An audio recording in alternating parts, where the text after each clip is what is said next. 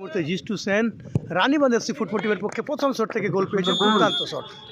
Devil's and Panthers football টিমের পক্ষে ফারুক মোল্লা এই মুহূর্তে প্রথম শট নেবেন, অর্থাৎ সেই ফাইনাল ম্যাচ 0-0 অবস্থায় নির্ধারিত সময় শেষ হয়েছিল। এই মুহূর্তে ফারুক মোল্লা, ওমর ফারুক মোল্লা শট নেওয়ার জন্য প্রস্তুতি নিচ্ছেন। অপরদিকে কিপার জিষ্টু সেন দায়িত্ব পালন করার জন্য রেডি হচ্ছেন এবং গোল পেয়েছেন। এখানে কিন্তু প্রায় সেভ করে দিয়েছিলেন, কিন্তু শেষ রক্ষা করতে পারেননি। ফারুক মোল্লা গোল পেয়েছেন। এই মুহূর্তে সাগুনকে দেখতে পাচ্ছি, দ্বিতীয় শট নেবেন রানীবাঁধ এফসি ফুটবল টিমের পক্ষে। খেলায় গোল আছে, কিন্তু খেলায় গোল করেছিলেন, এখানে গোল পেলেন না সাগুন। ডেভিলস অ্যান্ড প্যান্থার্স ফুটবল টিমের পক্ষে রাকেশ এই মুহূর্তে দ্বিতীয় শটটি নেবেন। অপরদিকে কিপার জিষ্টু সেন আছেন, রাকেশ এবং গোল পেয়েছেন রাকেশ, দ্বিতীয় শট থেকে গোল। রানীবাঁধ এফসি ফুটবল টিমের পক্ষে বিজয় এই মুহূর্তে 3 নম্বর শট নেবেন। বিজয় দুর্দান্ত খেলেছেন উইঙ্গার হিসাবে। বিজয় তৃতীয় শট নেওয়ার জন্য এবং সেখানে গোল পেয়েছেন বিজয়, 3 নম্বর শট থেকে গোল। ডেভিলস অ্যান্ড প্যান্থার্স ফুটবল টিমের পক্ষে 3 নম্বর শট নেবেন কিপার বিকাশ বাউরি।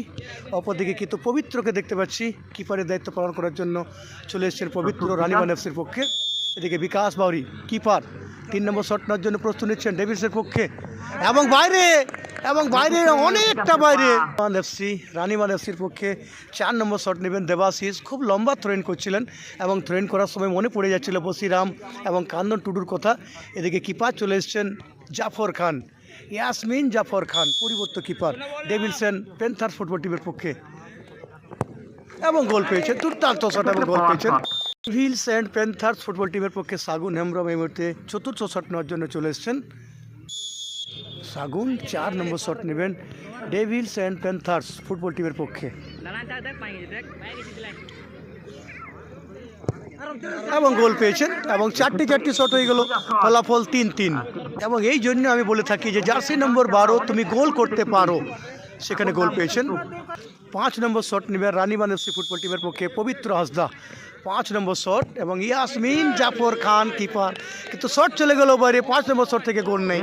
5 নম্বর শট সূর্যকান্ত বাউরি, খেলায় গোল আছে, কলকাতা লিগে খেলেছেন 3rd ডিভিশনে, এখানে কি গোল করতে পারবেন?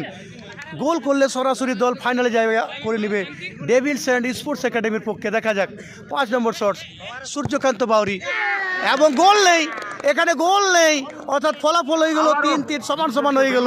6 নম্বর শট 6 নম্বর জার্সি রবীন্দ্র শট নিচ্ছে রানীবাঁধ ফুটবল টিমের পক্ষে এবং গোল পেয়েছেন রানীবাঁধ ফুটবল টিমের খেলোয়াড় বিধান মান্ডি। এই মুহূর্তে 6 নম্বর শট নেবেন ডেভিলস অ্যান্ড প্যান্থার্স ফুটবল টিমের পক্ষে এবং বাইরে, এবং সেখানে কিন্তু বাইরে গোল পেলেন এবং একটি চেয়ারও নষ্ট করে দিলেন, অর্থাৎ ফাইনালে জায়গা হয়ে গেল রানীবাঁধ এফসি ফুটবল টিমের খেলোয়াড়দের।